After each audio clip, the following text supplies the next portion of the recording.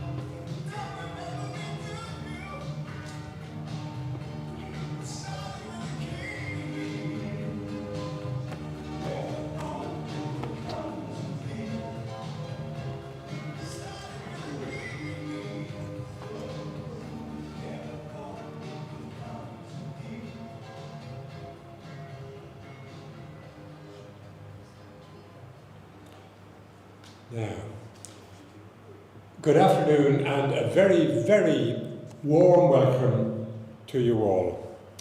And we are gathered here, as you know, a very intimate group of some of those very closest to Ange, to bid her farewell and to celebrate her wonderful life.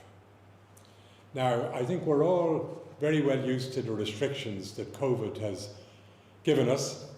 And I'm just so sorry, Stuart, and the rest of the family, that you had this added difficulty as you were going through this very, very hard time. It's an awful time to be doing this. But I think the one of the good things that's come out of these COVID restrictions is the use of technology and the ability to stream.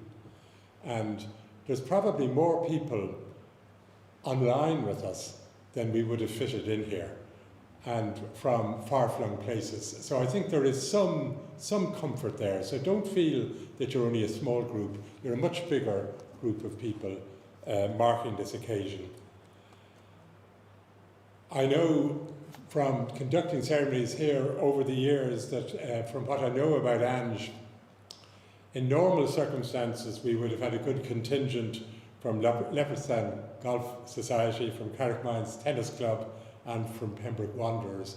We probably would have seen blazers, and I don't know, there might even have been hockey sticks for a guard of honour or something, I don't know.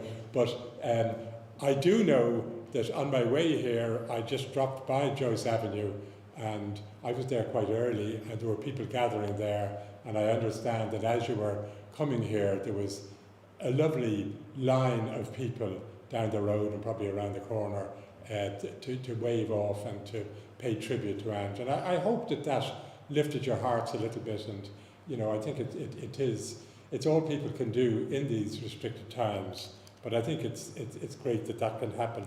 And I do know, just from chatting with you, that there's people probably online from Ireland, north and south, from Wales, most importantly, Stuart. I know your sister Isabel and your brother Alan, along with their families, I'm sure, are joining us, and a warm welcome to all of you.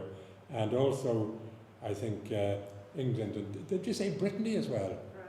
France, anyway, wherever, anywhere. It's always dangerous when you start mentioning people and places, you know, and then who do you leave out? But you get the feeling, and I just wanted to reiterate how nice it is to have people from all over the place.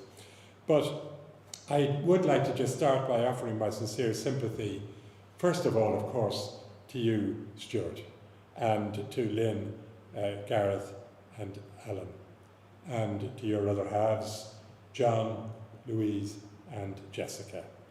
And then, of course, come the grandchildren. And, you know, they've lost their nana. And Aisling, Aoife, Freddie, and Daniel, you know, my sympathy to you. It's such a sad time for them, and of course with the restrictions they can't be here, but I know that they'll miss their nana, but they'll remember her and they'll have great memories.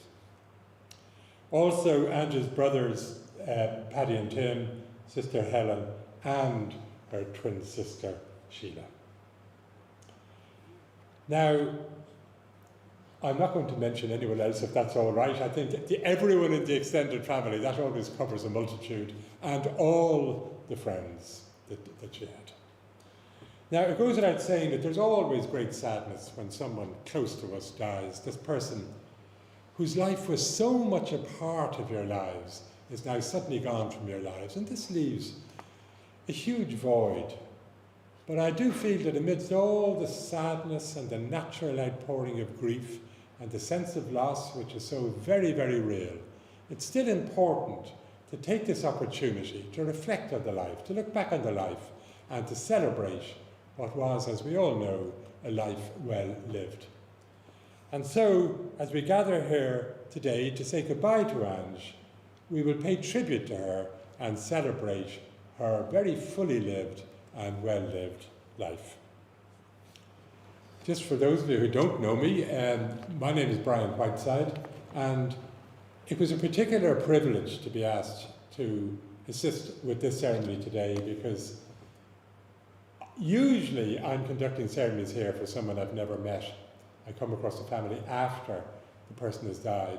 But whereas I didn't know Ange, I couldn't say I knew her well, I had met her on quite a few occasions over the years, because Stuart and I go back a long way. I'm not going to give you long histories, but on the 1st of December 1966, he and I started work in the bank together, and the good old Royal Bank.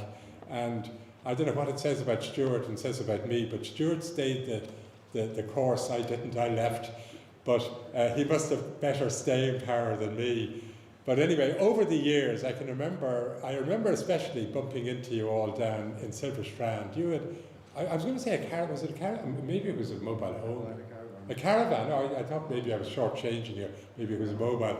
But I know you were down there, and I used to see you down there. And I suppose more recently I bumped into you in Glasgow and the seafront and that sort of thing. And it's always nice to see you. And it's lovely, just where there is some little association, to be conducting this ceremony. And on Thursday, when I dropped up to the house just to do a little bit of planning, I just have to say how touched I was just to hear you all talk about Ange in such a loving way. But as well as that, I think I'm allowed to say this, there was a good bit of humour as well. And I think that's always important. And it was just lovely to hear some of the stories, but I'm not going to start recounting them, because we'll be hearing from some of you, and it's much more appropriate that we hear from those who knew Ange and loved her.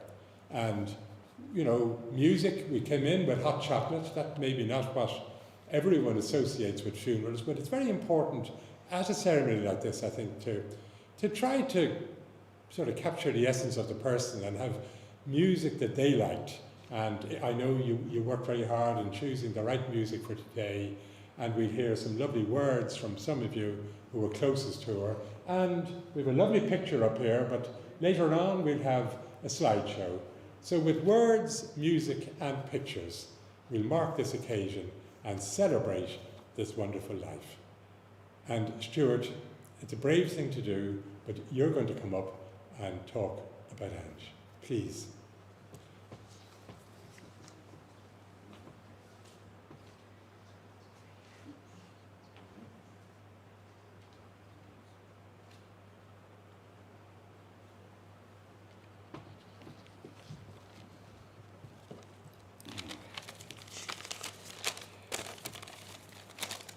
Right. What can I say about Ange? A ray of sunshine that could brighten up the dullest of days. Ange was a warm, kind-hearted, caring, bubbly, funny, trustworthy, and selfless lady, and I loved her dearly. How did I meet Ange? In Ireland, it had to be in a pub, over a pint or two. My colleague and I watched Ange and her pal Helen Fitz matching us drink for drink. We dropped the girls home and met again the following week in Killiney Castle. Ange and I met regularly until Ange went to Jersey to work for the summer, and we wrote occasionally. Upon her return, we met up and fell in love. I was due to purchase a Mini Cooper in June '73, but this was put aside to purchase the engagement ring. I was vetted by Ange's brothers, Paddy and Timmy, and mother Darby and Flo, and I passed muster. Married on Ange's birthday, 24th of January '74, with 100 plus people in attendance, we started our married life, and what a loving, caring, sharing life it was.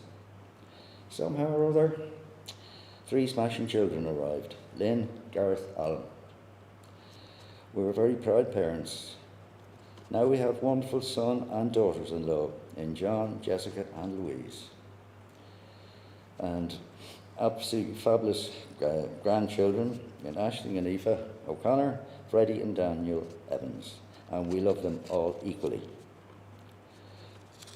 Loving times over the years, we matured and joined life, with sports being Ange's switch off. With hockey at Pembroke Wanderers, both playing and supporting the team, shouting, "Come on, Pembroke!" Ange and I enjoyed badminton for a while, and then we went on to play tennis at Kiltiernan, and then Carrickmines Croquet and Tennis Club. Ange also played golf in Leopardstown for the Wednesday Wanderers and Friday Drivers. Ange was a keen gardener, enjoying all plants and colours, and was also a nature lover, hence the colourful garden we have today. Another interest is, of course, cards, poker to be precise. Originally meeting up with the girls of Joyce Avenue during a snow blizzard, Sheila the twin became a blow-in shortly afterwards. And the poker sessions continued up to the pandemic. They would have a meal, then cards, and of course a glass or 2 or 3 of Ange's dry wine, or tipple. In 2016, things started to turn against Ange.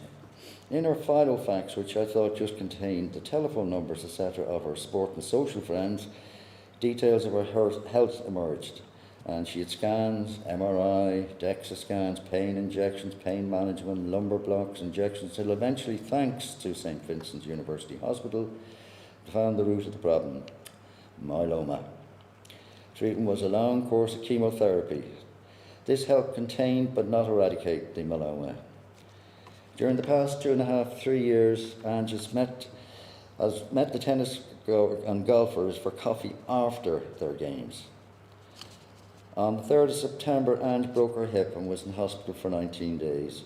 From here on in, Ange was in hospital too often and to my mind, discharged too soon.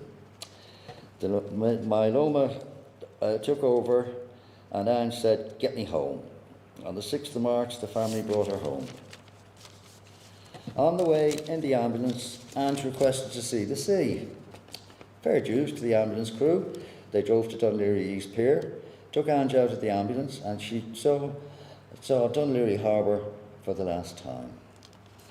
We welcomed Ange home, and she saw all her Irish relatives, work colleagues, grandchildren, and on Tuesday the 9th she refused liquids but could hear us. I said, "Give me a kiss." Her lips pursed, and I kissed, and Ange had a smile on her face. The last words I heard from Ange, which was just audible, speaking to Paddy on the phone: "Hi Paddy, how are you?" That was the marvellous thing about Ange. She always thought of others. Ange cleared Tuesday, which was our son Alan's birthday, and died 10 minutes past midnight on the 10th of March. What a wonderful woman. My wife, partner, lover, mischief maker, and many, many other things. Your passing leaves a void, and a legacy that will never be destroyed and a void that will never be filled. We love you for it all. Goodbye, Ange. Okay.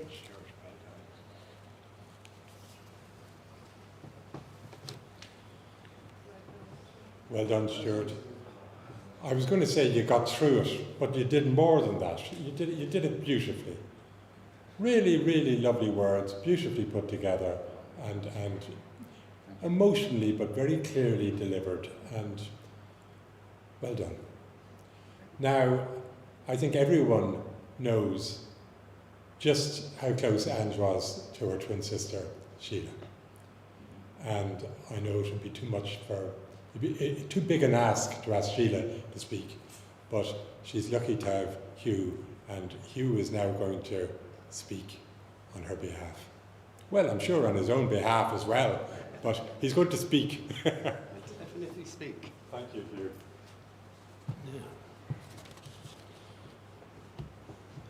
Good afternoon. I'm masquerading here as a Kelly because the strange circumstances we find ourselves in these days, and it's terrible that Paddy, Helen and Tim can't be with us today to celebrate Ange's send-off. I need my glasses now. The print got a little bit smaller. I first met the Kelly twins in November '69 at Greystones Rugby Club, which was their father's second home. And that isn't today or yesterday. And during my courtship of Sheila, Ange worked directly across the road from my office, so all my comings and goings got reported back to headquarters. Clearly, most days were spent looking out the window. So, some funny stories about Ange.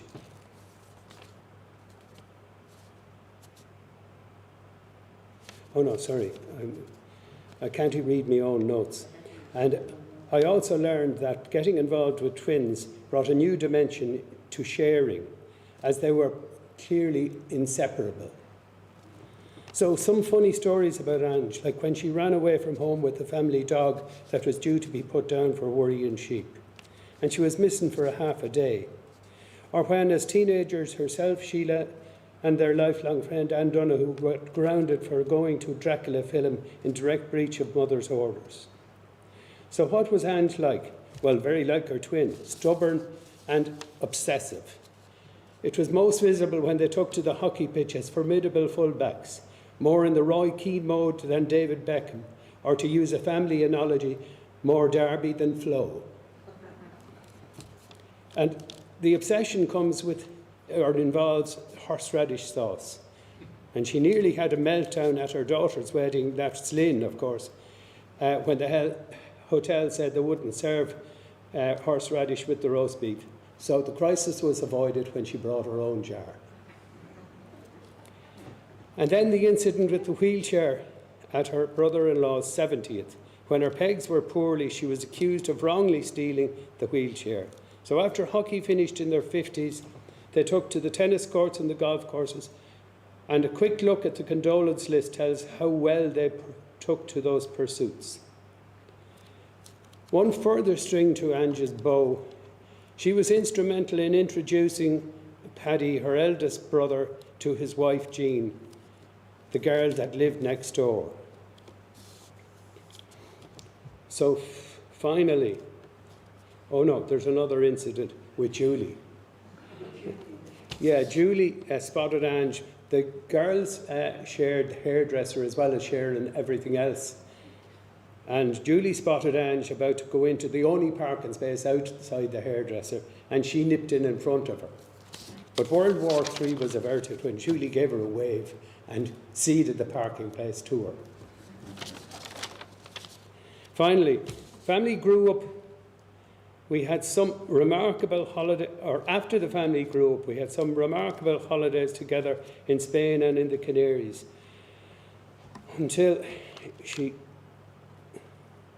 then got the 3 wrong diagnoses and the devastating news of her myeloma, so ending a lifetime of good memories.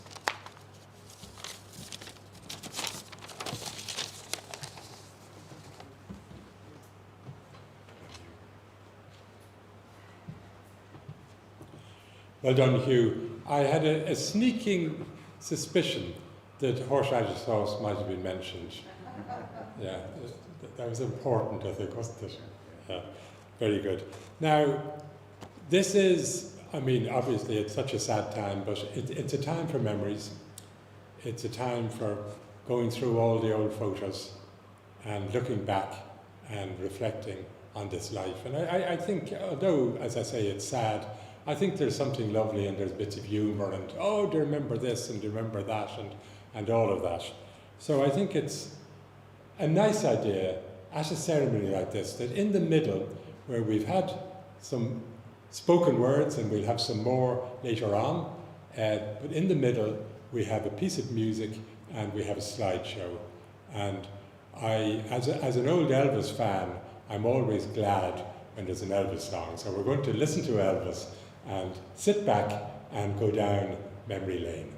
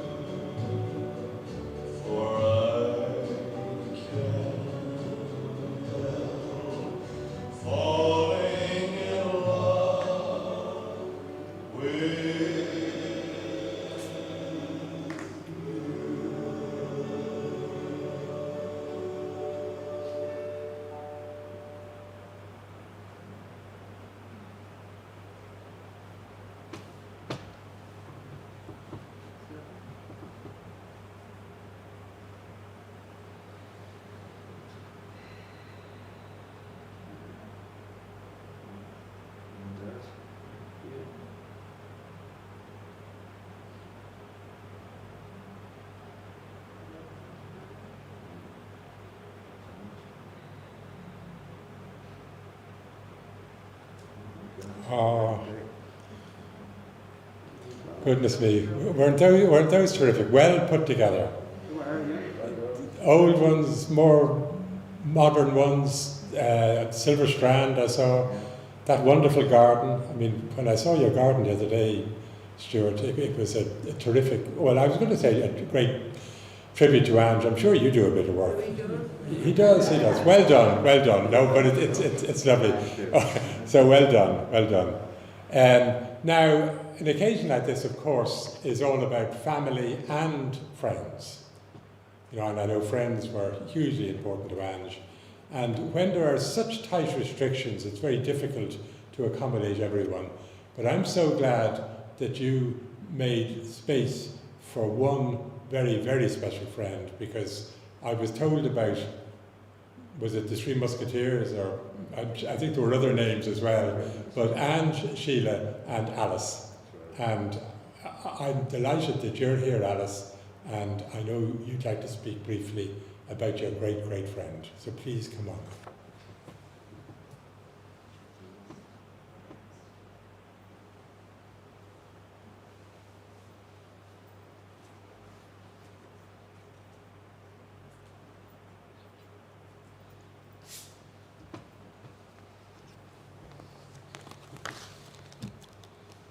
First and foremost, Stuart, Lynn, Gareth and Alan, thank you for having me. I met Angela when Stuart and she moved in next door in the early 70s and didn't know the wonderful friendship we would have. Got two for the price of one, as Angela was a twin, hence Sheila, and the triplets were born. Then Pembroke, we joined the hockey mums in Castle Park on a Wednesday. What fun. Then Pembroke Wanderers Hockey Club for serious hockey. Sheila and I joined Kiltiernan and Angela followed.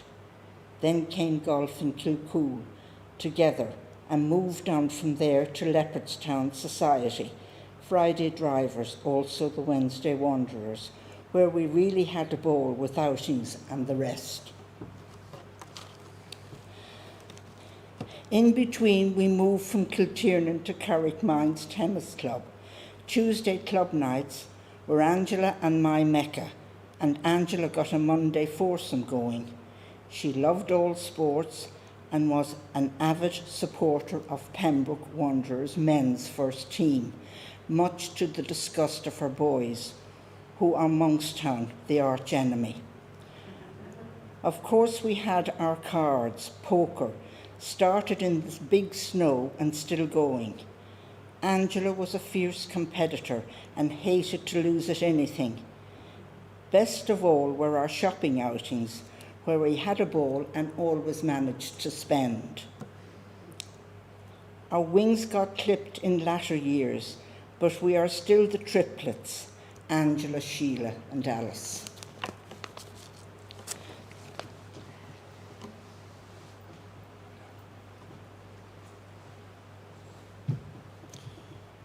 Well done, Alice. It's so important for the right people to speak on an occasion like this, and I'm delighted that you were included there. Now, who's missing? Three most important people: Lynn, Gareth, and Alan. And I think it's a lovely idea that the three of you would come up here together and each say your piece. And I know that this would be a lovely tribute to your mother, and I'm sure it'll mean so much to you, Stuart, and you'll be so proud of them. So please.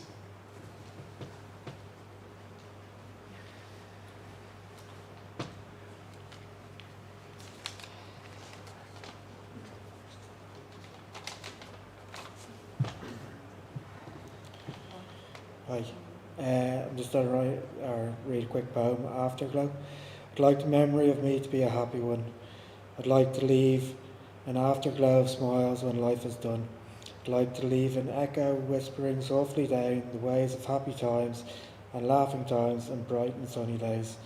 I'd like the tears of those who grieve to dry before the sun of happy memories that I leave when life is done.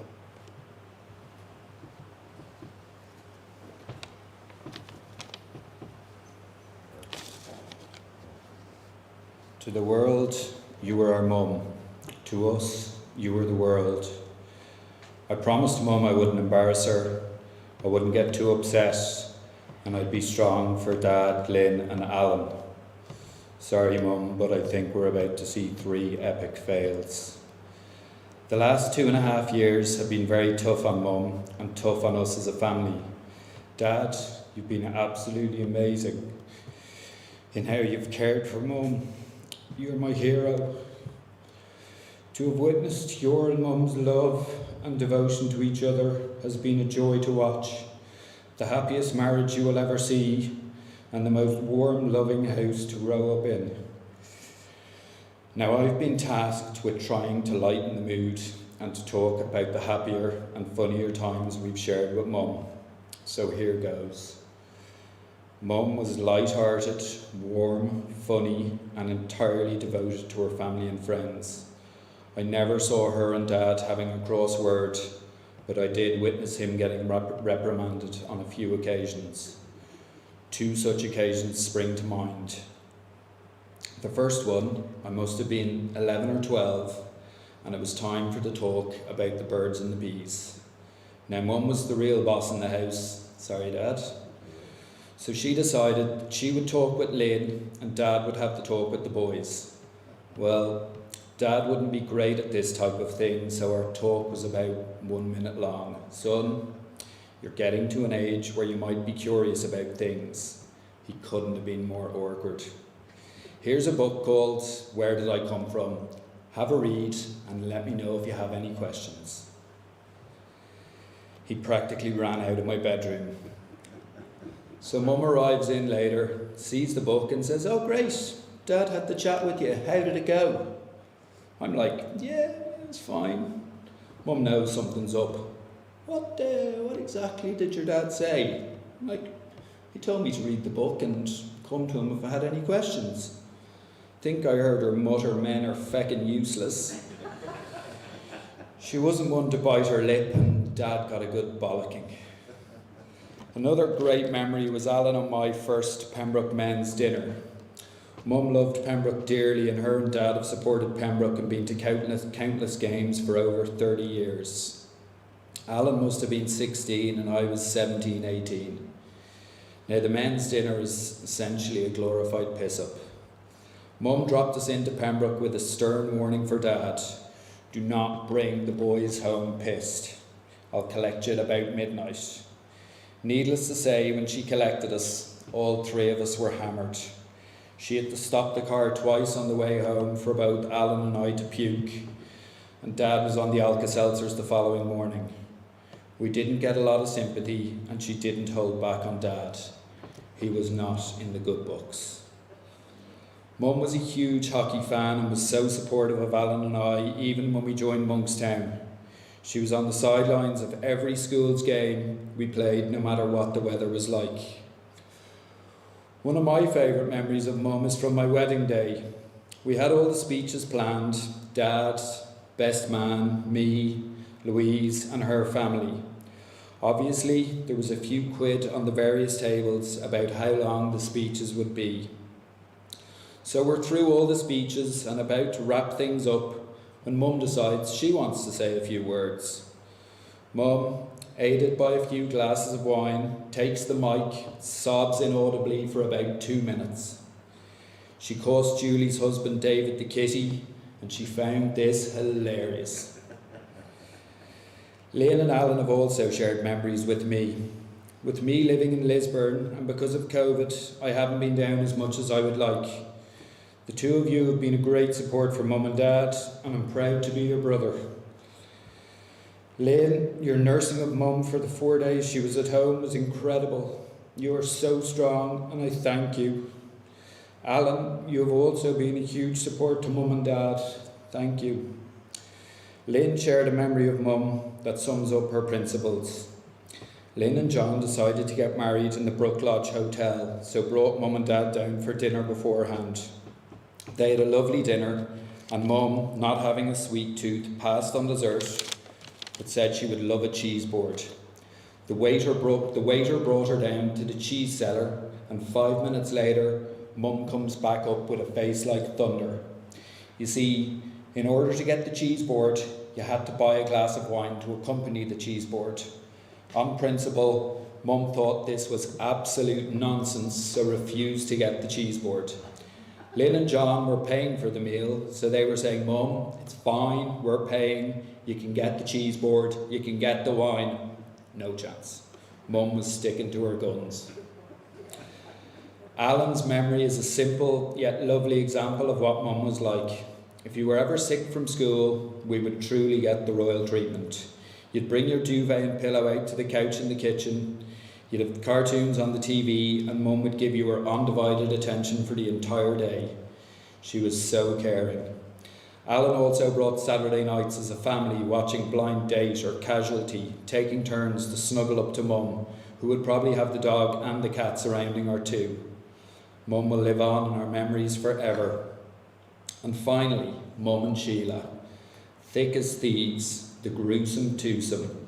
I used to get in trouble when I called them that. If you ever needed to confide in Mum, it was a given that she'd tell Dad. Fine. The rules were they didn't have any secrets. What she didn't say, and what you learned over the years, was that she would also tell Sheila everything. If you had a secret, you had to make her promise not to tell Sheila. And every time you'd speak to her, she'd ask when she could let Sheila in on the secret. As a family, we would like to thank everyone for the support we've received over the past days and weeks. I would like to thank the nurses and doctors in Vincent's Hospital who cared for Mum, the night nurses from the Irish Cancer Society, and the carers from Home Instead who helped Mum when she got home. To our family and friends, to Mum's friends and Dad's friends, to everyone who has sent texts, emails, phoned and offered condolences on RIP, we thank you for the messages of support. Mum epitomised the word brave since she's been ill. She was always positive and always put on a brave face. We are so fortunate to have had her as our mum. Rest well, Mum. I love you forever.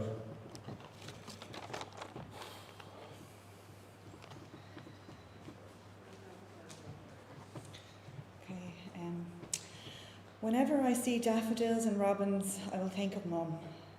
Daffodils because they were her favourite flower.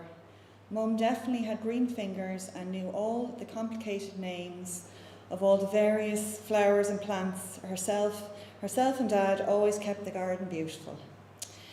They had many frequent visitors of garden birds, and Mum especially loved robins. As children, we were always told that Santa Claus's robins were watching us, and this helped to keep us in check, at times anyway, not always. Mum knew and was very appreciative of the great care that Dad took of her during her illness. We promise you, Mum, that we will look after Dad as well as he looked after you. Sorry. I just have 2 little poems I just would like to read, I thought were nice. If I should go tomorrow, it would never be goodbye, for I have left my heart with you, so don't you ever cry. The love that's deep within me shall reach you from the stars. You'll feel it from the heavens, and it will heal your scars. And then the last one is, I wrote your name in the sand, but the waves washed it away. I wrote your name in the sky, but the wind blew it away. So I wrote your name in my heart, and that is where it will stay always. I love you, Mum.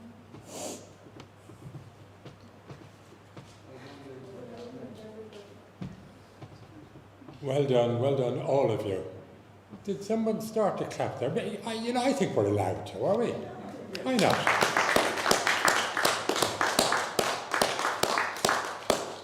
Sometimes people wonder, should you or should you not? I think if you feel like it, you should. What do you think? It's appropriate, so well done.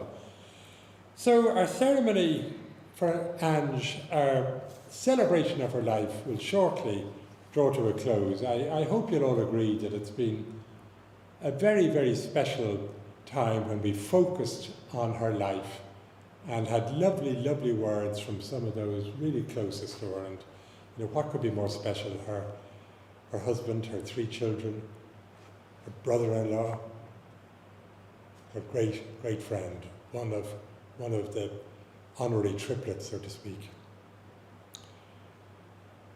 But the time comes, as it must, to draw to a close, and Just before we finish, I'd like to just share a couple of very, very brief thoughts with you, if I may, because I always think it's natural at times like this that we should think about life and death and the meaning of it all. And whereas everyone will have their own personal beliefs, we do all know that as sure as day is followed by night, so life must be followed by death. It is the natural order of things. It's the cycle of life. It may come in ways we don't want it to come, but it is inevitable. But what I think is really important to think about is the continuum of life and how your influence goes on through those you've touched in life after you're gone. This is the legacy that somebody leaves behind, and what a rich, rich legacy has been left by Ange. I mean, in its most obvious way, through her children and her grandchildren, but also through everyone who she was friendly with, and her greater family, and all her sports friends and neighbours, and all of those people. You know who they are, and it sounds as if there was a huge number of them. Ange is gone, but she's not forgotten, and she will not be forgotten. She will live on through all of you who were fortunate enough to be part of her circle. And I'm just going to quote a couple of very, very brief lines from the 19th century philosopher Samuel Butler that I think sums up this little theme very nicely. I fall asleep in the full and certain hope that my slumber shall not be broken, and that though I be all forgetting, yet shall I not be forgotten, but continue that life in the thoughts and deeds of those I loved. And with those words, we finish our ceremony, our celebration of Ange's life. In a few moments, we'll have another piece of music, and while this music plays, these curtains will close just as the curtains have sadly closed on Ange's life. And after this, with another piece of music, we leave here. And we leave, I know, with heavy hearts and with great sadness at having lost Ange. But it's my hope that we leave also uplifted and inspired by our precious memories of this very, very special person. Thank you very much.